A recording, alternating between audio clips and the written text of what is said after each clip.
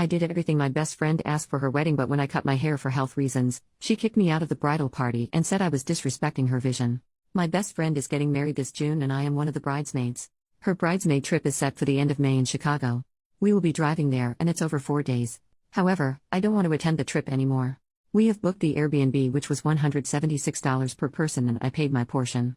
Her demands from us for a wedding have gotten out of hand. Her wedding is over 3 days and we have 3 different bridesmaids' dresses which have cost me $700 and it cost $200 to get them altered. Makeup for the weekend is $225 per person and I haven't even gotten my shoes or jewelry.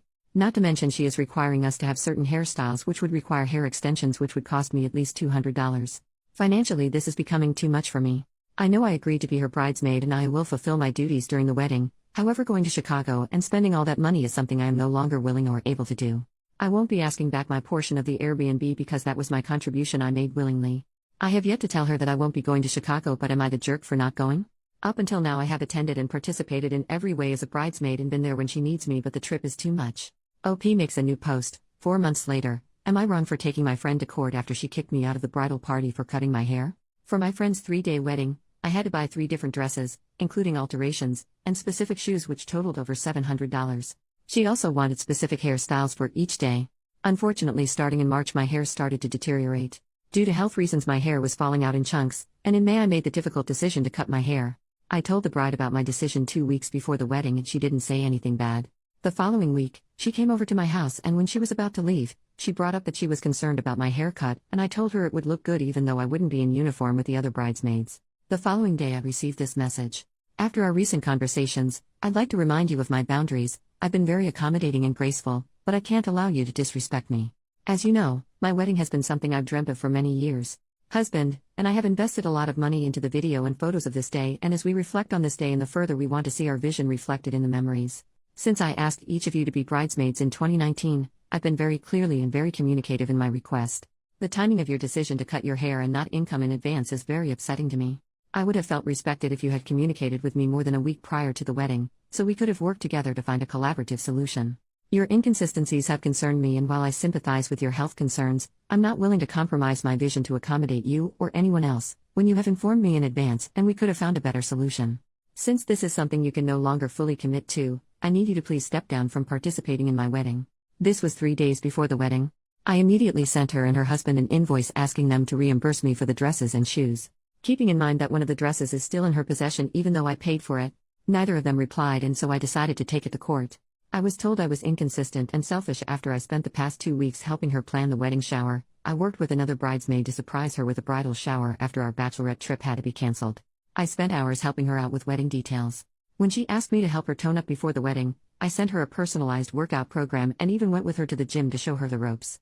When I agreed to be her bridesmaid, I was more than willing to oblige with what she asked, even if at times it was a lot of time and money. So am I the jerk for taking her to court because she kicked me out for cutting my hair?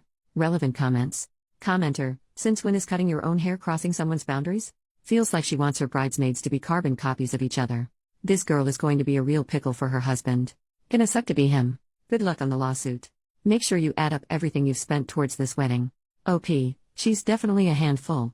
As much as I would love to ask for all the money back, which comes up to almost $2,000, I decided to just ask for the money spent on dresses, dress alterations and shoes because I can't use them for anything, they aren't my style, and selling them will be hard because they've been altered to my body.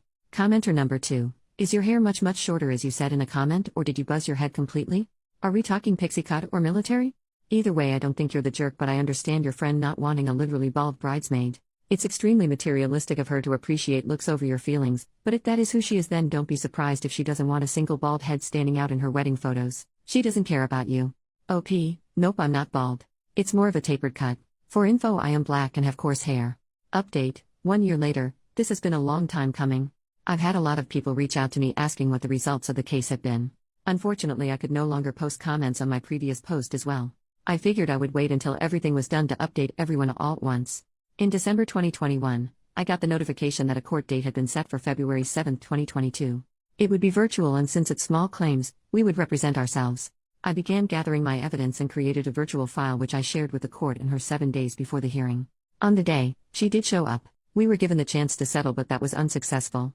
When we returned to the hearing, I found out she also had made a virtual file with her evidence but never shared it with me. The court then made her share it, and what a surprise I had. She had copied my entire format for presenting evidence. Keep in mind that this is a format I created. She didn't even have the decency, or brain cells, to make something up herself. The hearing proceeded and we were both given a chance to share our side.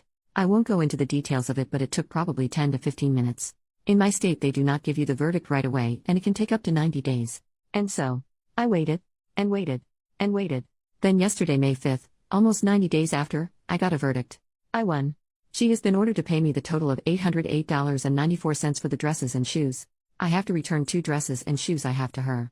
The verdict goes into effect May 30th. I don't see her appealing it, or fingers crossed she doesn't. All in all, I am very happy with the outcome and so ready to close this chapter. Thank you to everyone who has been so invested in this with me. I hope this was the season finale you were looking forward to. P.S. My hair and health are doing much better. My 3 bald spots are growing again. I couldn't be happier.